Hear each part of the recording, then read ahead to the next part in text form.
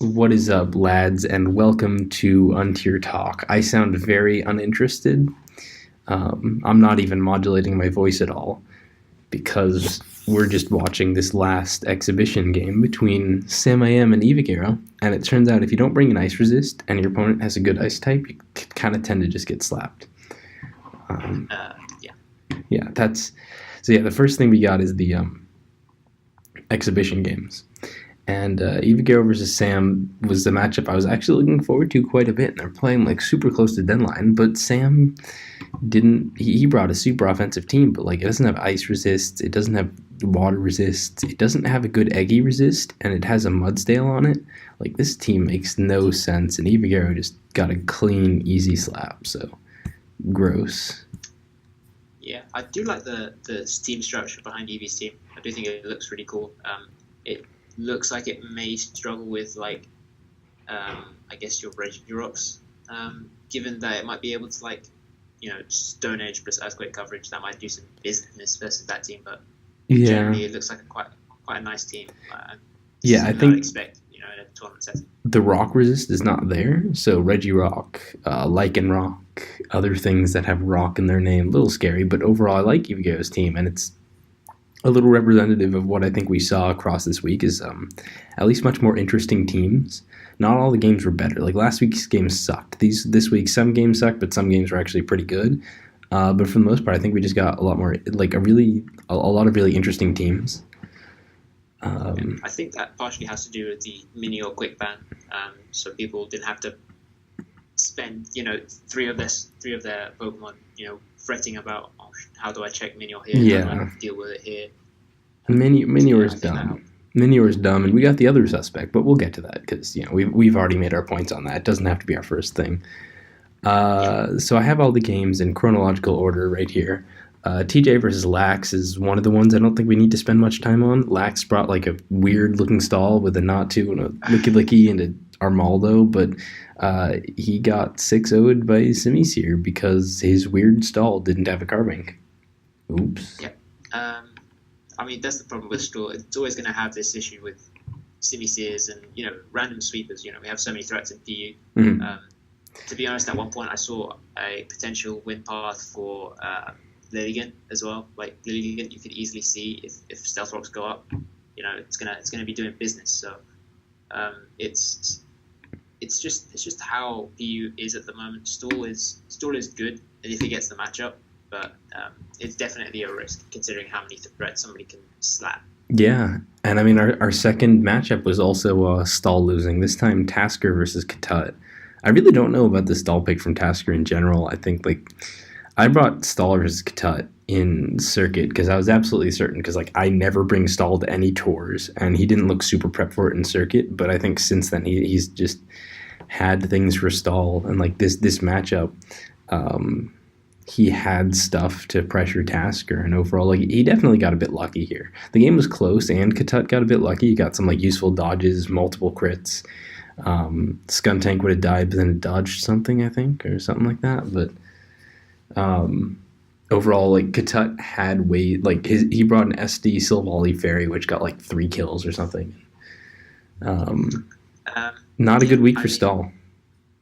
Yeah, I mean, here, the win path was Golurk getting up Stealth Rocks and then almost start Shell Smashing potentially. But, that didn't even need to happen, basically, because we had the pressure from Silvally Fairy and Executor as well. Which, I think it's underrated how good Executor Alola is versus Stall. I think people generally underrate it because a lot of the special tanks on Stall do not enjoy eating Draco Meteors and Flamethrowers and for sure anything that Eggy throws at it. So, I think Katut was appropriately prepared for a Stall matchup. His team still look really slow. It's another situation where I really don't know about his team. His fastest Pokemon is a Silvally Fairy, but he had a good matchup, and that's basically what Katut does. And 2-0 so far is working out pretty well.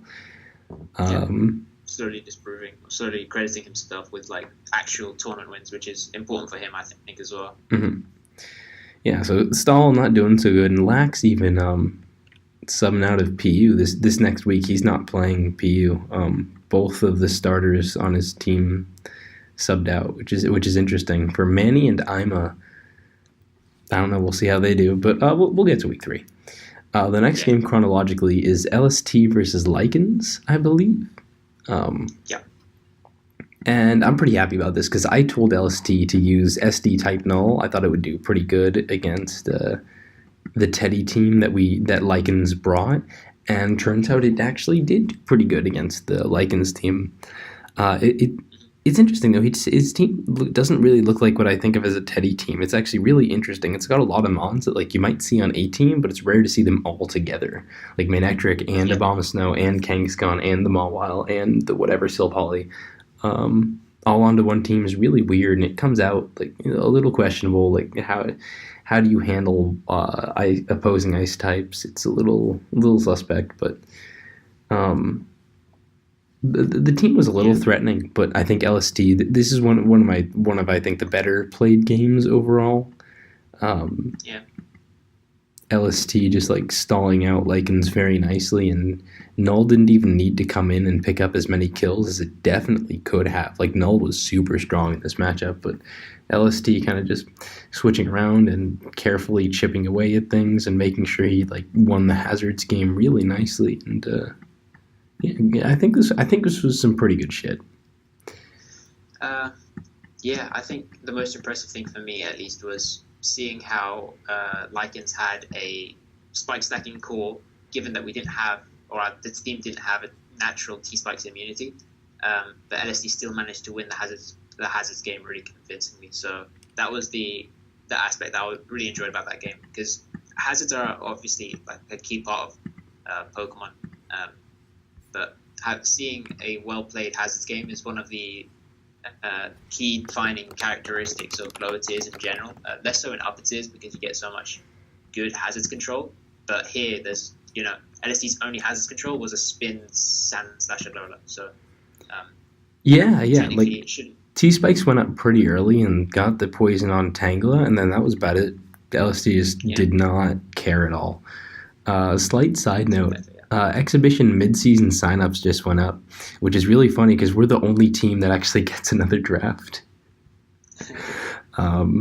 So write in the comments if you want to get drafted, so I can ignore them. We're opening. If you signed up originally but were not bought, here's your chance. You can only post in the thread if you signed up originally. Like if you never signed up, you cannot get bought for the mid-season.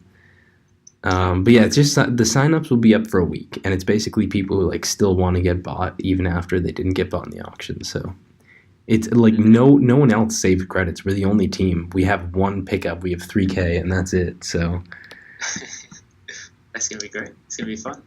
Yeah, we get another dude. So, we win. So yeah. Let's see. So that was Lycans versus LST, and mids went up. Sorry, I'm like clicking around that. Ryza versus Robert Alphonse. Do you want to try to explain this one? Oh my goodness, it's this game, isn't it? Okay, so Robert Alphonse is this is the Robert Alphonse that I love to see play. The zero fucks given Robert Alphonse, because it generally shows when he's really confident and like comfortable in the meta, or a zero fucks given. Like he will play or bring anything that he wants. He could bring like this whack style of hyper offense that you see with is it Dual Screens Swoobat, I believe? Yeah. Well, no, it was Calm Mind, Heatwave, Stored Power, Reflect. Like so he's crazy Swoobat set. Suicide Lead, Lycanroc on basically flat out hyper offense.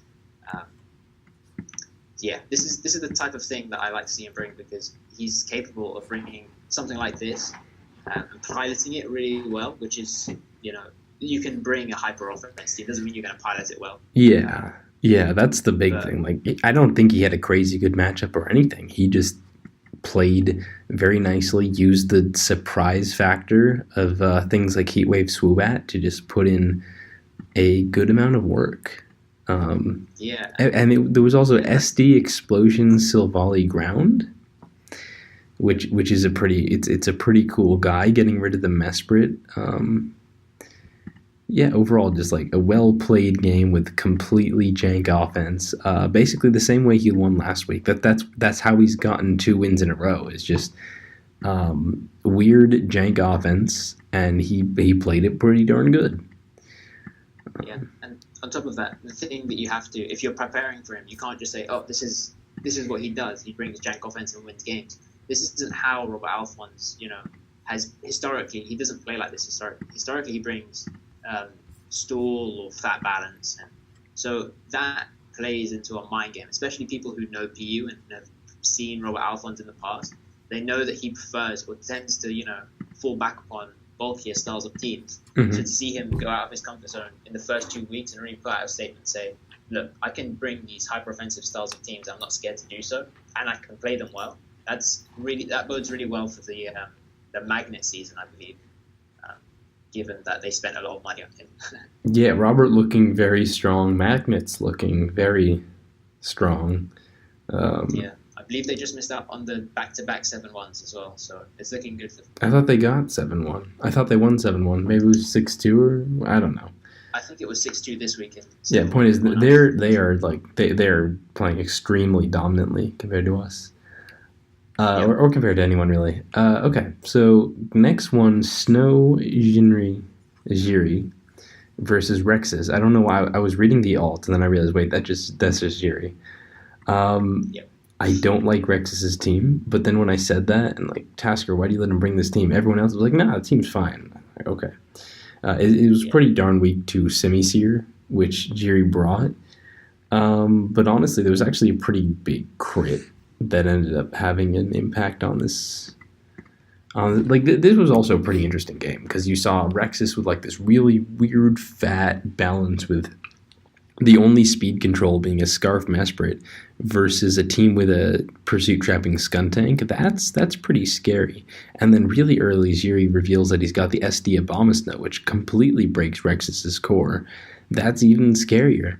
But for whatever reason, Jiri just really, I don't know, he applied a lot of pressure and then somehow I can't even figure out how Rexus managed to play into a pretty good position where I think it's just through efficiency. if Jiri had not crit the Regirock, it looked like he might have just lost to just not being able to break Roselia plus Quagsire. It wasn't guaranteed for Jiri. For Rexus, just because like Pursuit Skuntank playing around Roselia really well is a thing, but until Semi-Seer just got a huge crit, this was a pretty scary game that would have been really down to the wire, and then the crit, and then Jiri just cleans up, so oops. I'm based on Rex's team, I don't have too much of a problem with it. It is slow and your speed control is Mesprit. I'd say my main problem actually comes down to more so like when you build a balanced style of team, usually you don't want to be weak to the Pokemon that's being suspected. And Rex's team is really hard to deal with a Specs Eggy Alola on that team. And given that it's semi-stall and he gets in on Quagsire every time, it's difficult to see. But yeah, I guess Specs. I was thinking more Trick Room, which he's got the AV Crab and the Roselia, but yeah, I can see Specs being an extremely difficult matchup. I feel like this game is almost analogous to the TJ game as well and the other stall game that happened because again you have a semi-stall. I think it's fair to call this team a semi-stall team, or I guess you could call it like should you call it a semi-stall team? Fat Balance. We're just calling it Fat it's Balance. definitely not semi-stall. Versus Abomasnow and Semi-Seer. So it's always going to be a rough matchup. Like, you don't see Abomasnow and Semi-Seer just running around on every team. It's not something that you go, I'm weak to Abomasnow. I should just scrap this team entirely, right? Yeah. So,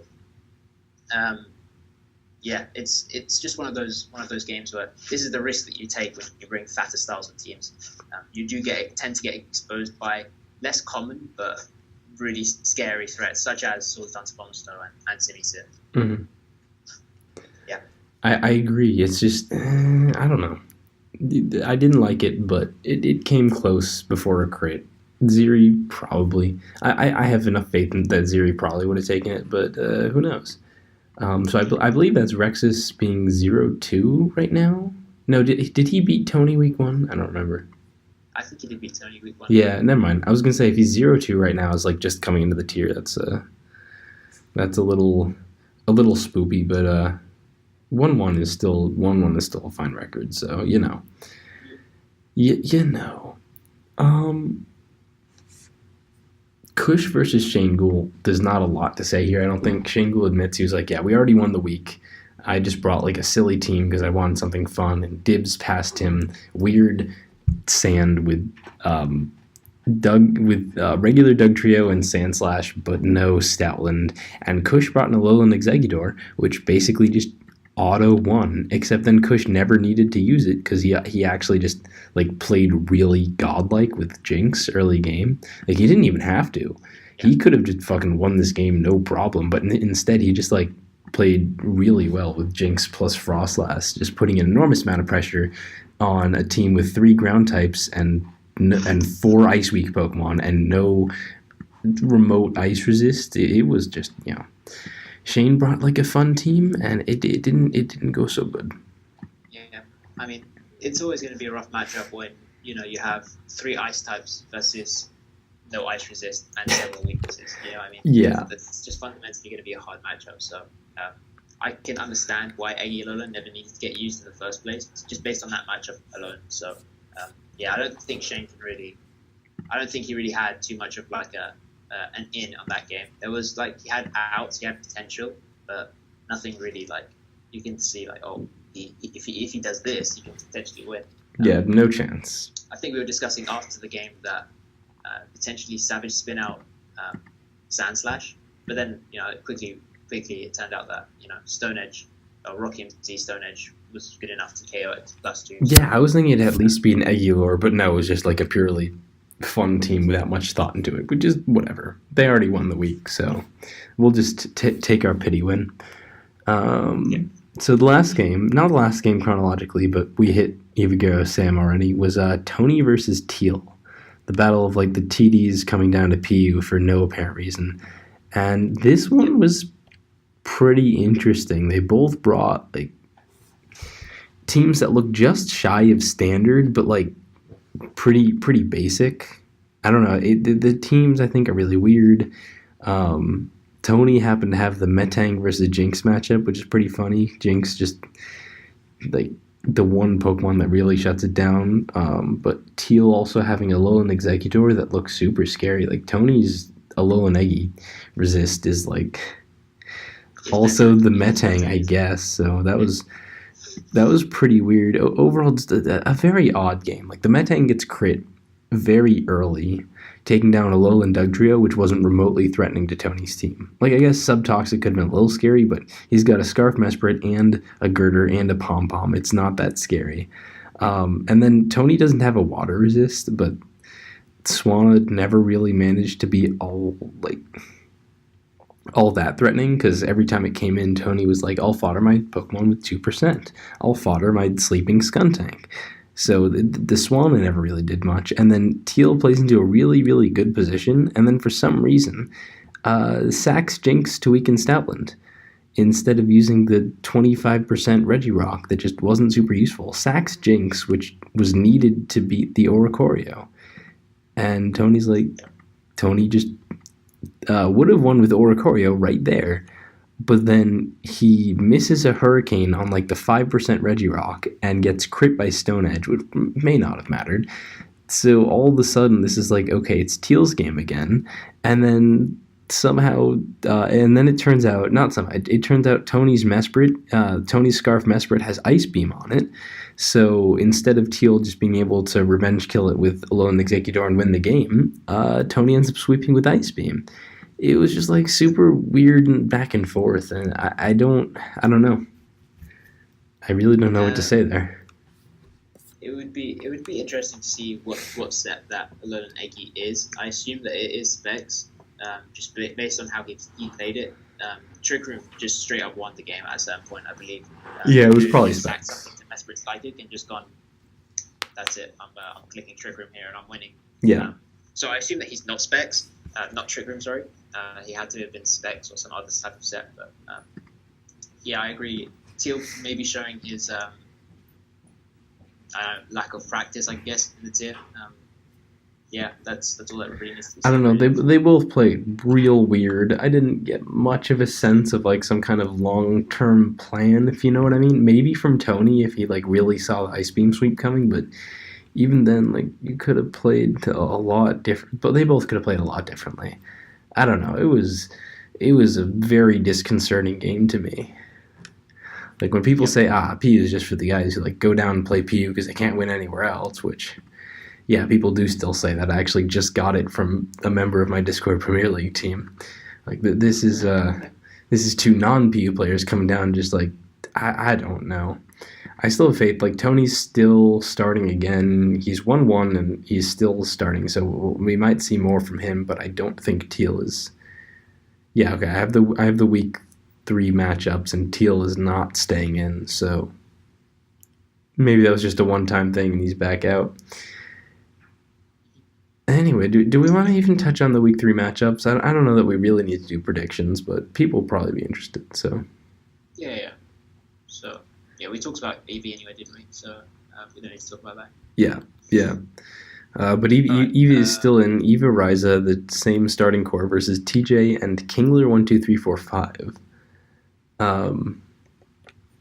Not I did not expect him to make his PU debut. He played PU back in Gen 6 for people who don't know, but he went on to like be an SBL level LC player, so good for him. But I did not expect Kingler to end up switching into PU. I'm just trying to look at who was TJ's other starter. Oh, Yeah, so it's Kingler over Tony. they So swapped Tony, Tony's not starting anymore. That's my bad. yeah. So they swapped Kingler and Tony for what I believe. Kingler doesn't want to play LC, and then they swapped Tony into LC so that Kingler could play in P. That's interesting. That's an interesting swap. Yeah, wait, is Tony in LC now? I didn't see. Tony is in LC. The second LC slot. Oh, you're right. That's interesting because you'd think like the other way around would have still been better. Like Tony's not been terrible PU, and Kingler is a very good LC player, but I don't know. They just decided to be like that. I still think Evagero Riza definitely has a pretty solid edge here. Like they had a pretty spotty week 1. Riza's still 0-2, but I just have more faith in them. I don't know.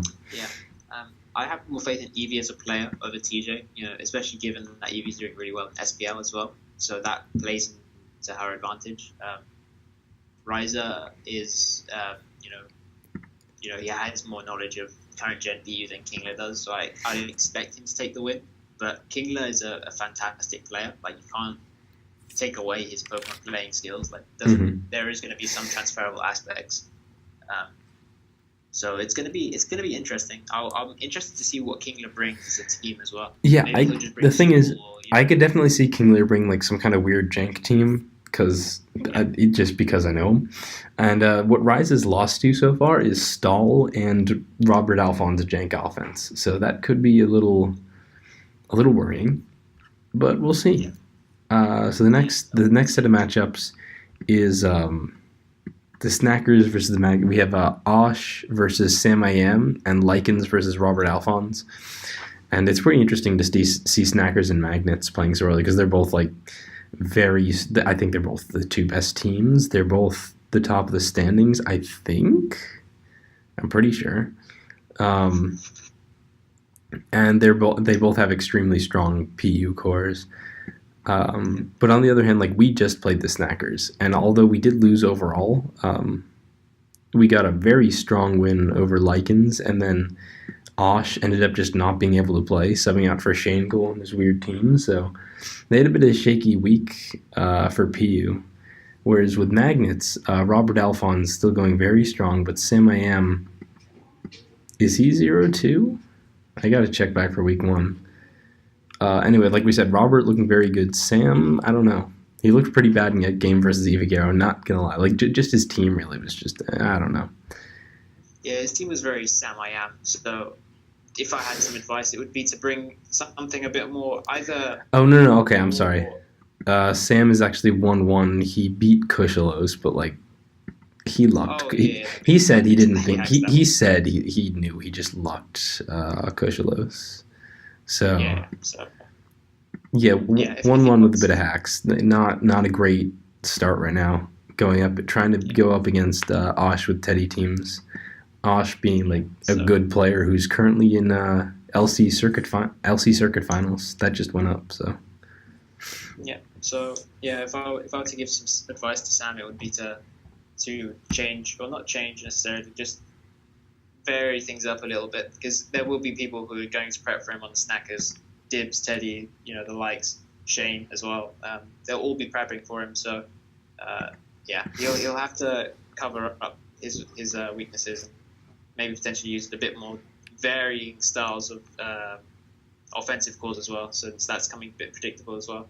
mm-hmm. Um, yeah, that was the big thing. I'm very interested to see how Likens and Robert Alphonse play this because Likens is going to get past the team and Robert Alphonse is going to build his own, probably build his own, pretty much.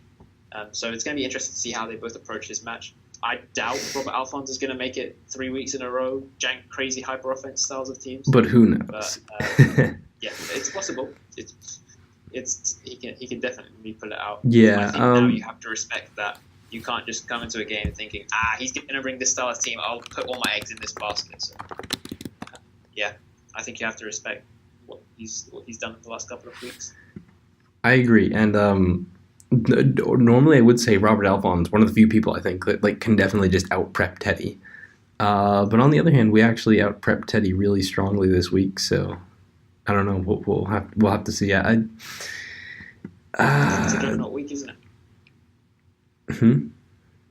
It's a juggernaut week. Big match. Snackers versus Magnets. Yeah, that's a big match. There's a lot of good matches. We got that Evagero TJ, pretty good. Um, Tasker versus LST is going to be pretty good, but we're not really going to predict our own matchups, I don't think. So the other two matchups, since we're not going to going over our own, we have Katat versus Manny and Jiri versus Ima. Manny and Ima playing for the Guardians, who have started Lax, Passion, and Teal 6 so far, with very middling degrees of success. Like Lax got to win, Passion got to win. I think they're 2-2 overall, and now they're just pulling out two completely different starters. Manny hasn't played much top PU in a while. Ima is a monotype and like other just tour player in general who I haven't seen ever touch PU and is probably going to be building their own team unless Passion's building it for them, I guess, or if Manny's building I too. assume Manny's building his team. Either way, like very hard week for them going up against the Katat Ziri core, who I think are just 4-0 right now. Katat extremely good with the matchups. Ziri looking fine. I'm still a bit. I'm a little harsh on Ziri, but like they came out looking okay in their game versus Rexus, and I don't remember who they beat week one. Yeah. But either way, like Ziri versus Ima, you're definitely going to be looking at Ziri to probably take the win. Ziri beat Osh, right? Yeah. I don't remember I actually do not remember that game at all. Here's the replay. Oh yeah, this one where basically Osh had the win, but he choked, and then like the other one is Ziri Rexus. Ziri got like a pretty big crit to take it. So I don't know, and I wasn't a fan of Ziri's team there either, but they're still pulling it through, and I definitely would. I would definitely favor Ziri over Ima. So if they pick it up, start off with a 3-0, that's a lot of good momentum to keep rolling for them. So yeah, that's next week's exhibition. Do we even want to talk about Alola and Eggy? I'm going to make a big post sometime soon. People, I think, know how we feel. I think Eggy's broken. I think most of the opinions in the thread are just not very good. But like this podcast isn't aimed at people who are posting so far. It's aimed at people who agree with us. So I don't really want to just say a bunch of shit that no one's going to disagree with. I guess we could give a quick overview. Eggy can run Trick Room, and Eggy can run Nah, specs. we've already said all everyone. Like the people listening Yeah, are the PU I mean, players. They know what Eggy does. We've already talked about it yeah. on the podcast. We think it's dumb. Go vote. Doesn't matter if you think it should be banned or not. I think it's perfectly reasonable to come to a do not ban conclusion. But yeah, go vote. More voting's cool. Um, Let's. But yeah, we don't need to talk about more Eggy. I don't think yeah. there's nothing to add here. You know what we can add though? You know what people are very interested in? Everyone's favorite segment. Oh yeah. Untier talk. Yeah. Oh wait. No. Everyone's favorite Wait. bit of Untier talk. Untier talk. Yeah. Um. Yeah. It's the What's it called? A Jad's gimmick one. Yay. It is called that. It is called that, isn't it? So, yeah. I have a set. I think. You Is think that you're not sure if you have a set? Yeah, because it's Assault Vest. It's Assault Vest sans Lola. Oh, good. So does that even count? I mean, yes, that It's, that does count as a set. Do you actually think it's good, or you're just saying it? I had it on a team, so I must have considered it at some point. I think it's generally for a better Alolan Eggy resist. I cannot remember if it tanked a flamethrower from full, but I think so. I think the spread that I did had.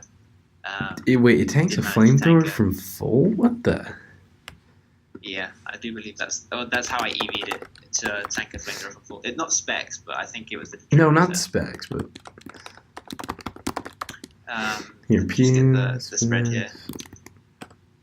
It is, no, it can totally do that. Like if you just slap an assault vest on the standard SPDEF set, it only does 77 to 92, which I guess no stab, no boosting at him because you're running Dragonium. That's not like crazy surprising, but that is mildly interesting. AV slash, like I guess it would like if you just slap that on instead of Shuka or whatever else you're running on your offensive spin set. It means you can't run rocks, but they don't always run rocks. Yeah, I guess. Yeah, I guess the other set. I guess it's like three attacks Jinx, Lovely Kiss. No need for counter on it. Just Lovely Kiss, 3 attacks. It's got basically perfect coverage in between its double stab and Focus Blast. So yeah, and we're talking about Sash Jinx or.